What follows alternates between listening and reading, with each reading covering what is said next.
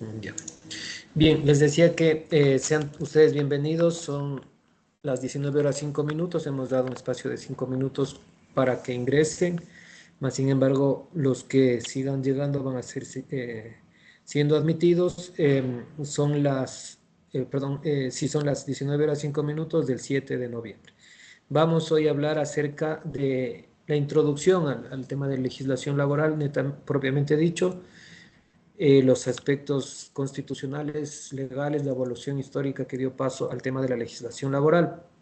En este sentido, como yo les decía a todos ustedes, y antes de iniciar, me gustaría por favor que prendan sus cámaras, las personas que están ahí, es como un requisito indispensable, les había dicho el día de ayer, y adicionalmente vamos a iniciar con las clases interactuando, es decir, con la participación de ustedes, porque la idea es irlas desarrollando de esa forma, es decir, no solamente una charla de mi persona, sino también irlas construyendo con la participación de todos y cada uno de ustedes. Gracias, Carla. Espero el resto de compañeros que lo puedan seguir haciendo. Gracias, Génesis. Y para empezar, yo quisiera solicitarles a ustedes que me digan, la participación es abierta, qué entienden por trabajo, qué es lo primero que se les viene a la mente cuando hablamos de trabajo.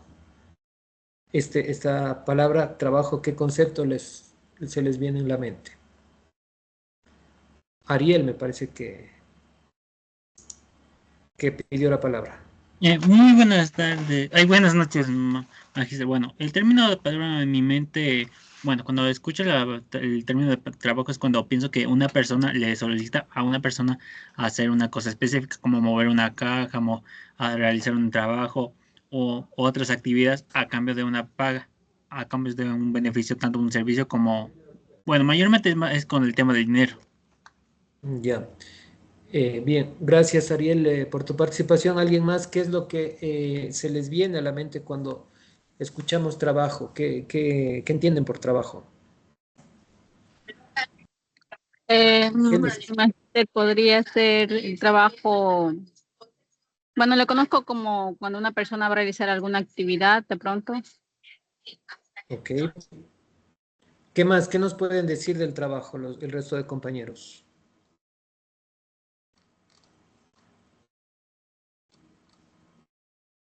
Sería más o menos una actividad que podríamos eh, utilizar como un intercambio monetario. El cambio monetario, ok.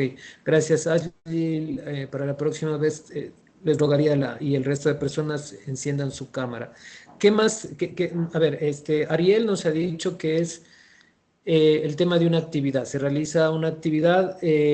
Génesis también nos había hablado algo de eso y Ashley nos pone otro concepto de que es remunerada. ¿Qué nos puedes decir, Carla? ¿Cómo está, Inge? Buenas noches. Sí, considero que también puede ser el trabajo una actividad que busca alcanzar algún objetivo. Muy bien, que busca alcanzar un Eso. objetivo. Gladys. Para mí el trabajo es un esfuerzo. Un esfuerzo, ok. Muy bien, ¿alguien más tal vez?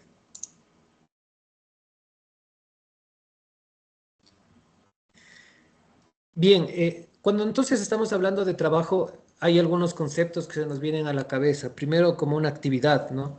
O sea, un trabajo se lo puede y se lo debe entender como una actividad, no puede estar por fuera de este concepto. Es decir, si es que no hay una actividad, un desarrollo de esta actividad, sea de física, sea intelectual, no podemos hablar de trabajo.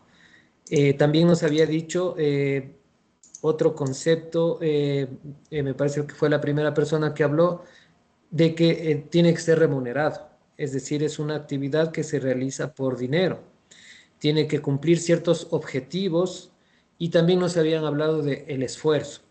Todos estos conceptos que se nos vienen a la mente son muy importantes y sin duda alguna es el resultado que nosotros vamos a tener como un concepto de lo que es trabajo engloba todos estos aspectos.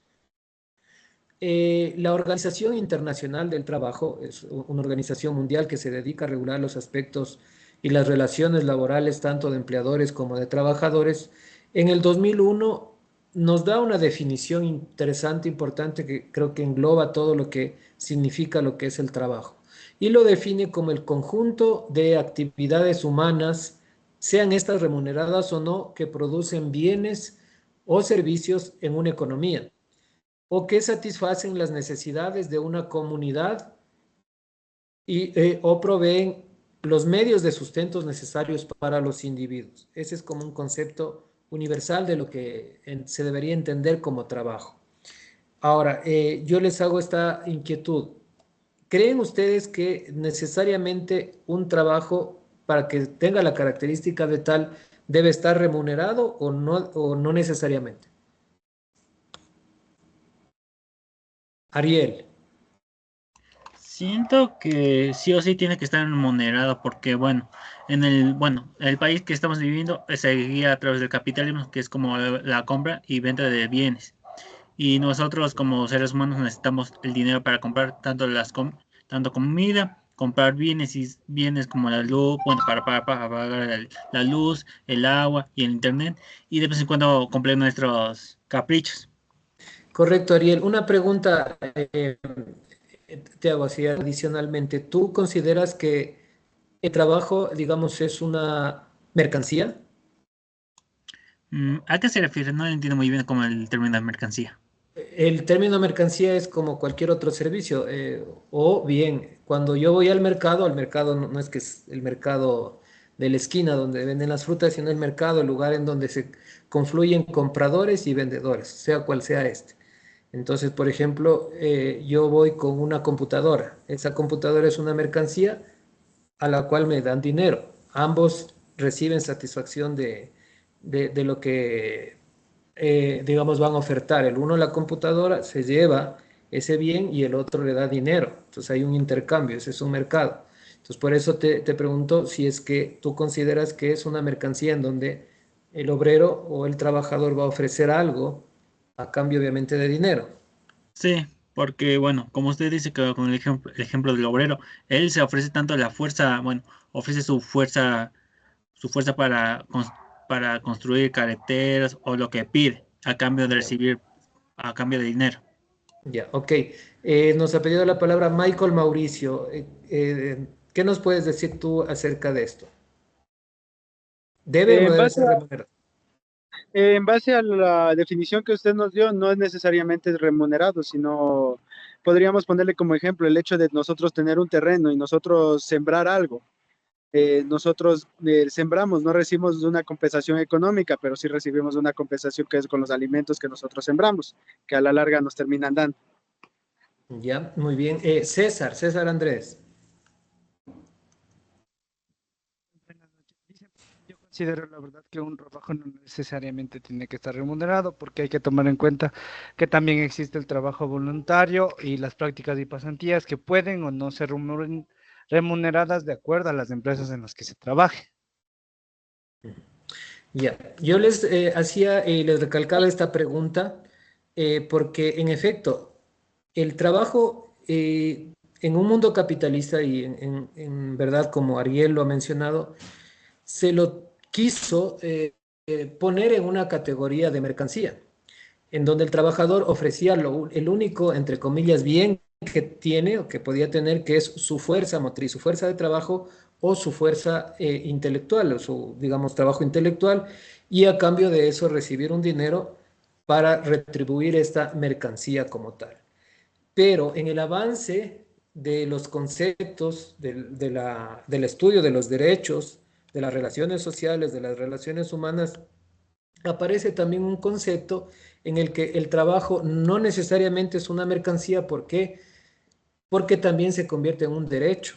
Es decir, el trabajo en las sociedades actuales no solamente es un deber del hombre para llegar a constituir, digamos, una de sus necesidades de, inclusive sociales, de poder servir a la sociedad, sino que también es un derecho al cual poder acceder y con el cual poder, digamos, sentirse satisfecho, realizado como ser humano.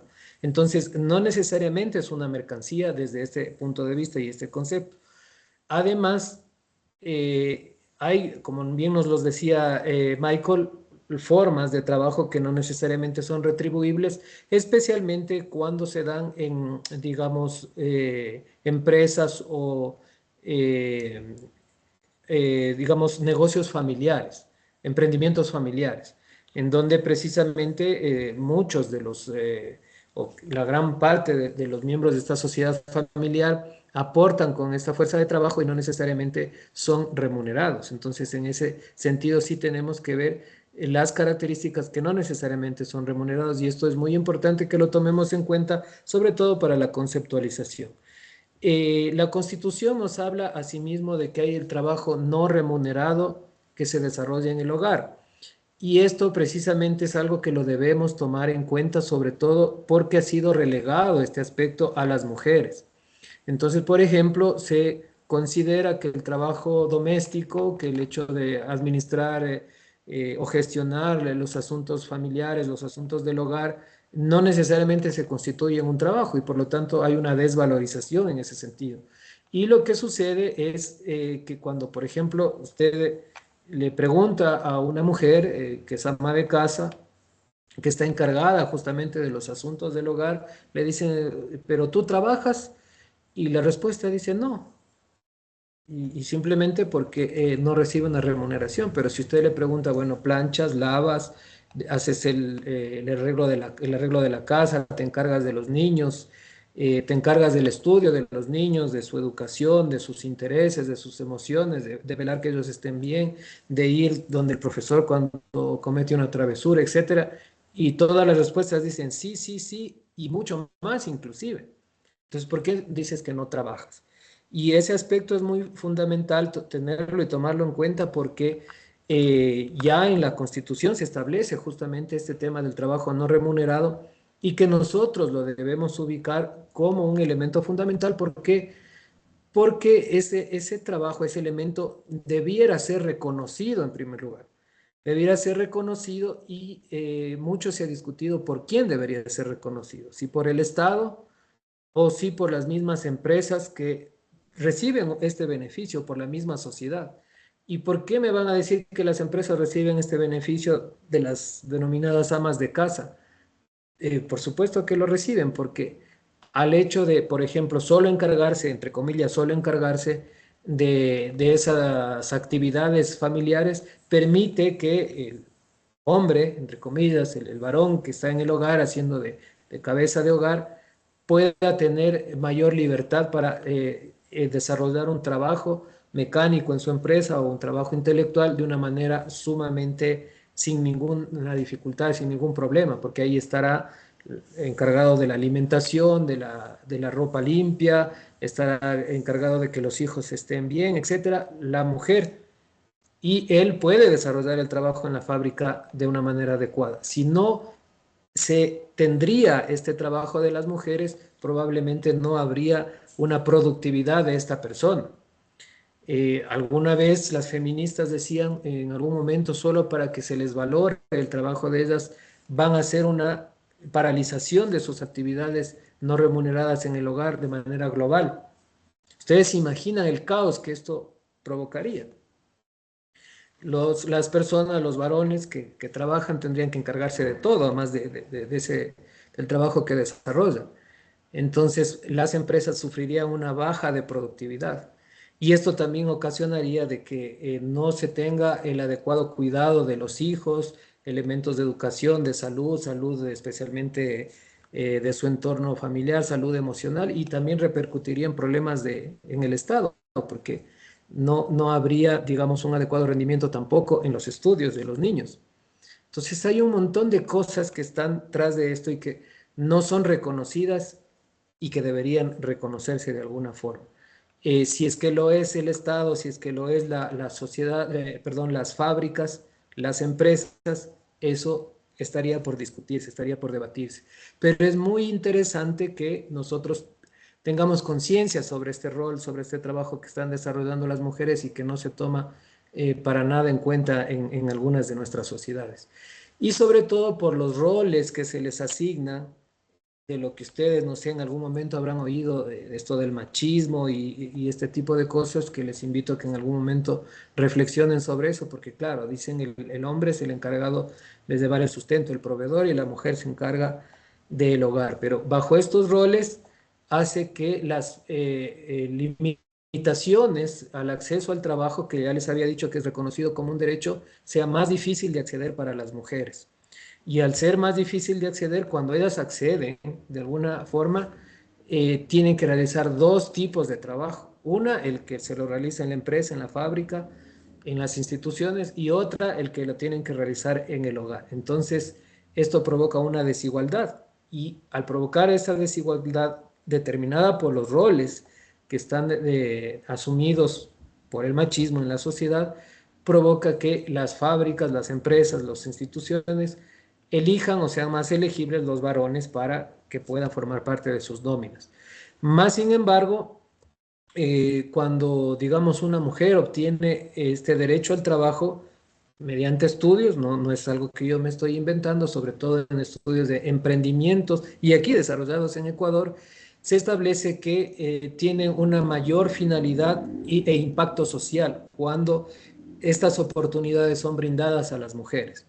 En definitiva, cuando una mujer tiene trabajo, tiene un emprendimiento, lo que suele suceder es que ellas piensan más en la familia.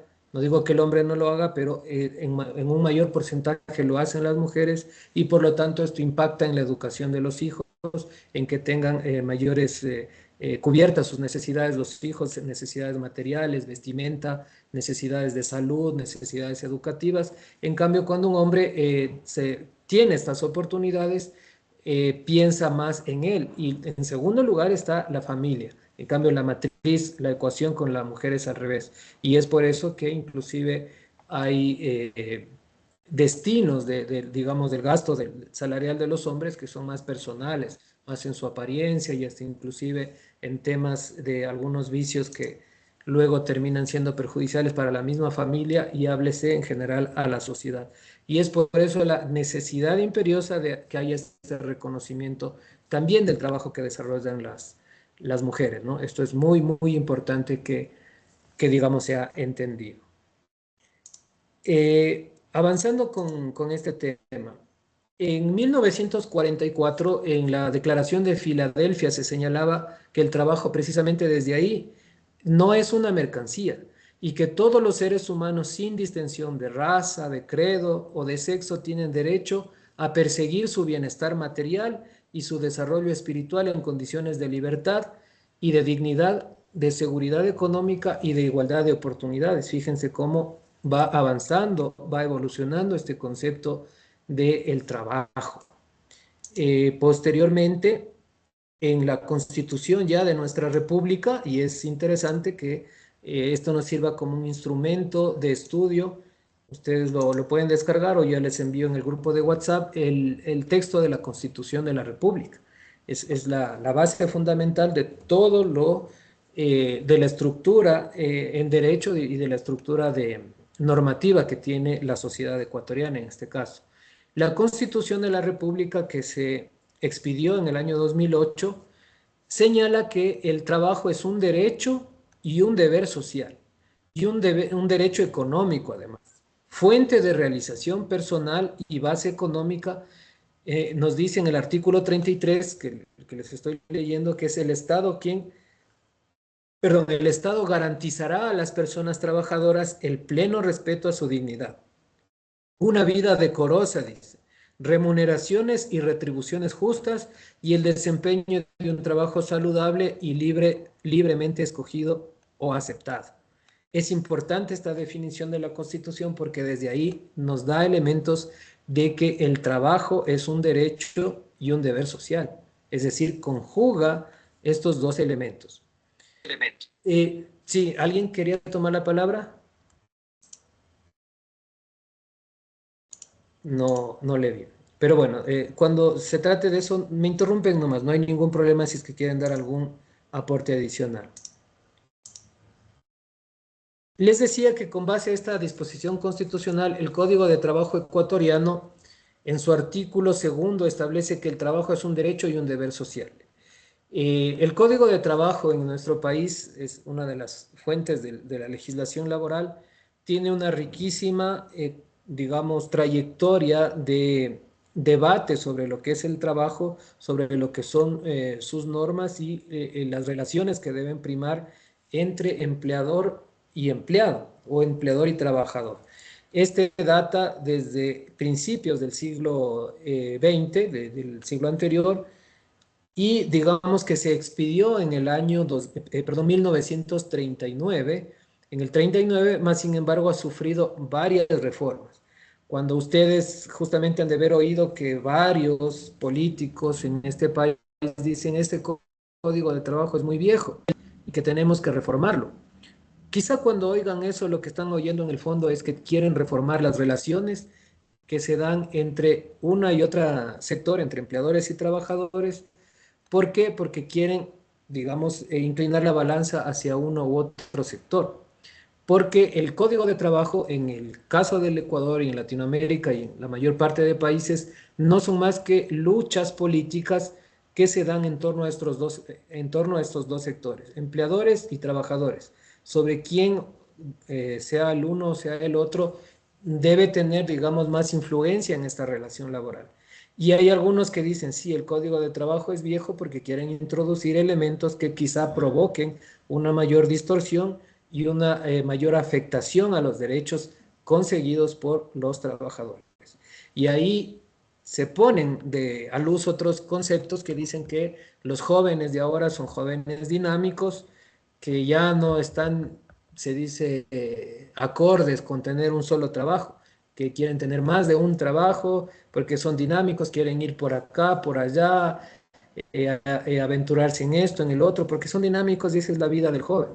Ese es el discurso que nos venden para meternos el tema de la inestabilidad laboral. Entonces, en ese sentido, hay que tener mucho cuidado sobre lo que está detrás de estos discursos.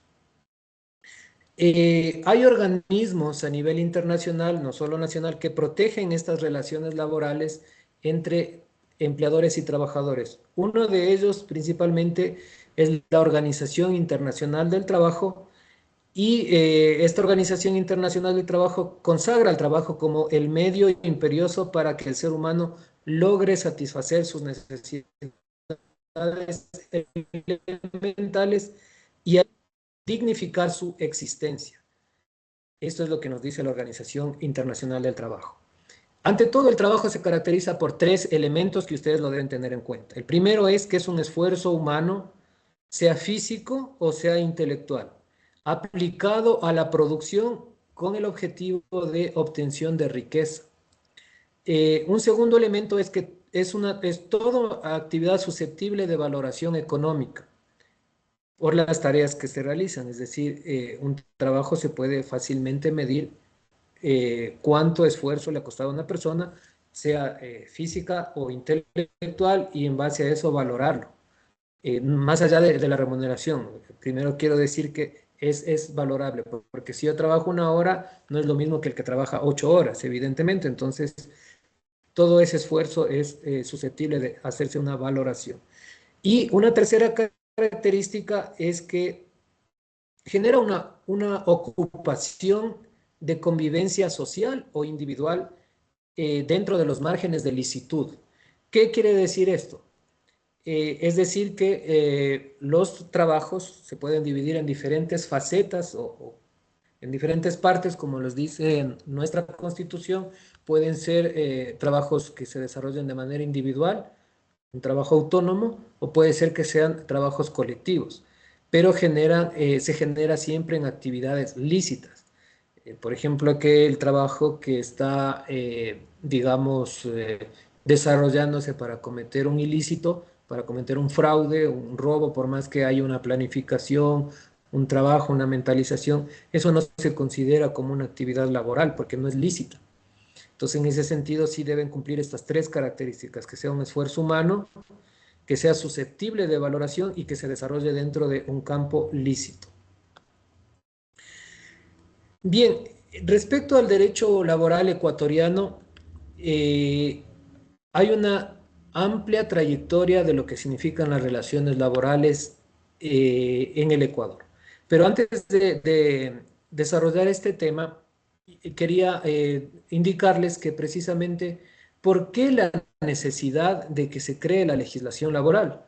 Porque si se trataría simplemente de ponernos de acuerdo entre una persona X que va a brindar trabajo y una Y que tiene sus capacidades para ocupar ese trabajo o esfuerzos físicos indispensables para ocupar ese trabajo, digamos, yo me pongo de acuerdo, tú vas a construirme un muro, entonces creo que tú mereces ganar tal cantidad de dinero, al finalizar la jornada te pago y se acabó. ¿Y para qué la legislación laboral? O, qué sé yo, un restaurante, etcétera. O en un esfuerzo intelectual. Te digo, ¿sabes qué? Me estás ayudando a hacer esta tesis, te vas a demorar una semana, no sé, $50 está bien por esto, al finalizar la semana te pago, te da el dinero, o bueno, ahí al primer momento de negociar dicen, no, 70, el otro dice, no, es 30, quedan en 50 y les pagan y todos felices. Pero ¿por qué la necesidad de que hayan códigos, leyes, instituciones que defiendan, en este caso, al trabajador y las relaciones laborales al trabajador? César, por favor, tú nos querías decir algo.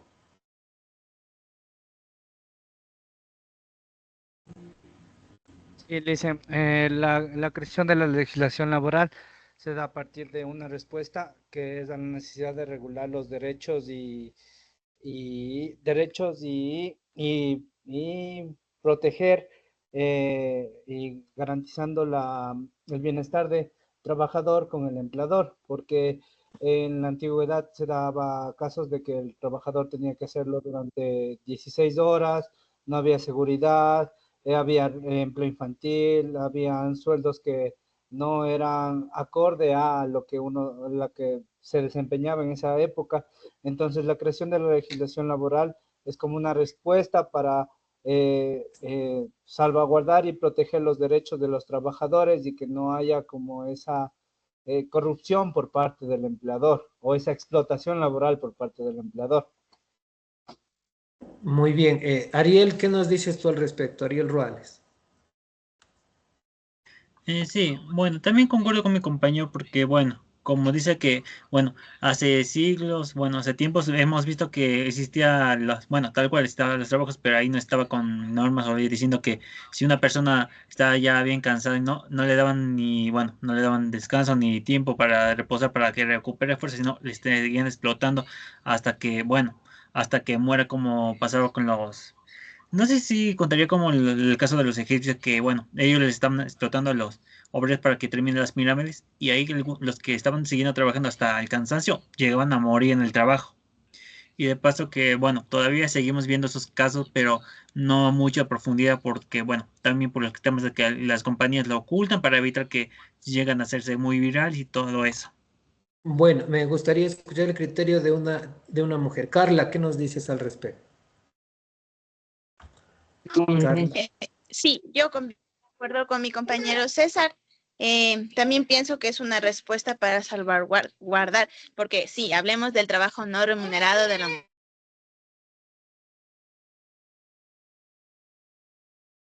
Y parece que tenemos ahí alguna dificultad de comunicación. Bueno, Andrea, si tomas la palabra, por favor.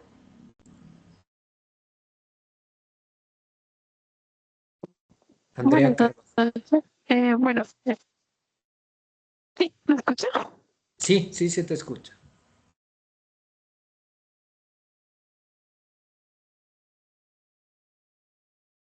Aló, ahí, ¿me escucha el resto? Hola, No sé. Sí, hola. a ver, Andrea. Sí. Solo que con el plan de indicar, estamos en base a lo que se venía viendo por años. El Código de Trabajo lo que hace es establecer parámetros de ayudas a los empleadores como a los empleados, dándoles seguridad y confianza que lo Muy bien, que ellos trabajan, que su esfuerzo es como para las empresas, para las muy personas bien. que trabajan. Muchísimas gracias, estimada Andrea. Verán, Además de todo esto, las nuevas normativas que han salido del Código de Trabajo. ok, muy gentil, muchas gracias. Verán, y yo les hacía esta pregunta porque muchas personas en un mundo ideal, entre comillas, dicen, no, si no hay necesidad, yo me pongo de acuerdo con el trabajador, yo tengo palabra, dicen, y si yo le digo que le voy a pagar $50, le pago. O igual por la construcción de una pared, y le digo que voy a pagar $20, le pago. O sea, y aquí la palabra es ley, así dice. Pero no se trata de eso. Se trata de que las relaciones laborales siempre hay una parte fuerte y una parte débil. ¿Por qué? Porque en el caso de los empleadores, son los que tienen el elemento con el cual se mueve esta sociedad y que cumple algunas funciones, como es el dinero, la función de valorización, la función de atesoramiento, la función de intercambio y la función de actuar como dinero internacional, que ese es otro elemento. Pero quien tenga ese elemento con el cual fluye la economía, con el cual fluye el sistema productivo, que es el dinero, quien esté en poder del dinero, es el que tiene la sartén por el mango. Y por lo tanto, la otra parte, la otra relación, que es el trabajador, y mucho más si es que es individual, si es que se trata de uno a uno, siempre va a ser la parte débil. Entonces, el uno, como tiene el elemento que mueve a la sociedad, que es el dinero, siempre va a ser el de la parte fuerte, ¿no? Entonces, a lo mejor él diga, te pago no los $50, te pago 30. Y si es que quieres también, porque ese es lo que tengo, y si no, hay 20 más como tú que quieren hacer el trabajo. Y por desgracia, lo hay. Ya vamos a analizar otros elementos conceptuales del por qué se da este tema del desempleo, que en economía es como una especie de un colchón y una base para que los propios empresarios puedan disponer, digamos, de una fuerza de trabajo siempre. Es decir, en una sociedad siempre va a haber la necesidad, en una sociedad capitalista, de que haya un porcentaje de desempleo. Inclusive en las sociedades más desarrolladas, como los países desarrollados, Estados Unidos, Europa, hay desempleo. Hay desempleo inclusive, y ellos tienen la capacidad económica para generar desempleo cero, para que no exista, pero la hay porque precisamente el capitalismo necesita de esa base para, digamos, en algún momento determinado, poder hacer esta negociación con los trabajadores respecto de sus derechos y sobre todo respecto de sus remuneraciones. Entonces, quien es el dueño del factor que hace mover a esta sociedad capitalista, que es el dinero, siempre va a estar en una relación de poder diferente que aquel que no tiene el dinero. Y por lo tanto, necesita una legislación que le diga a esta persona que tiene el dinero, ok, no, el salario mínimo es este, y por lo tanto tú no le puedes pagar menos de esto. Y si le pagas menos, él tiene derecho a demandarte, y al demandarte tiene derecho ya en una sociedad que le rigen las normas para enjuiciarte y para que en alguna forma provocar una acción jurídica de que se te puede embargar inclusive tus bienes para que le puedas pagar lo que no les pagaste y que en derecho le corresponde al trabajador.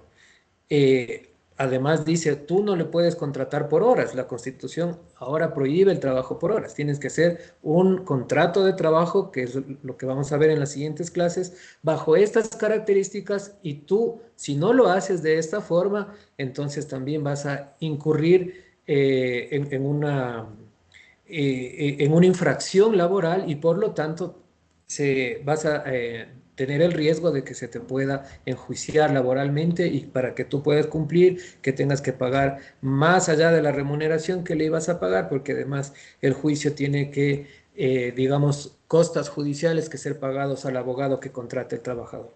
Entonces ahí ya, por más que tenga la sartén por el mango, por más que tenga el dinero, sea el dueño del factor dinero, hay un tipo de relaciones laborales que están regidas por la legislación laboral, que no le permiten, como quien dice, hacer lo que él quiera, ¿no es cierto? Pero asimismo, alguien nos decía, un par de compañeros, que esto nos permite una relación bilateral y segura para las dos partes. Pues sí, resulta que hay elementos, a pesar de que es el elemento más débil, pero que trabajadores no cumplen con sus obligaciones. Entonces, claro, se les contrata para que estén en una jornada laboral desarrollando una determinada maquila y no lo hacen. Se la pasan conversando, salen del trabajo, inclusive hay reportes de que se portan mal con sus jefes, etcétera, etcétera. Pero como están yendo todos los días, eso sí quieren cobrar. Entonces, tampoco es así, ¿no es cierto? Entonces, un contrato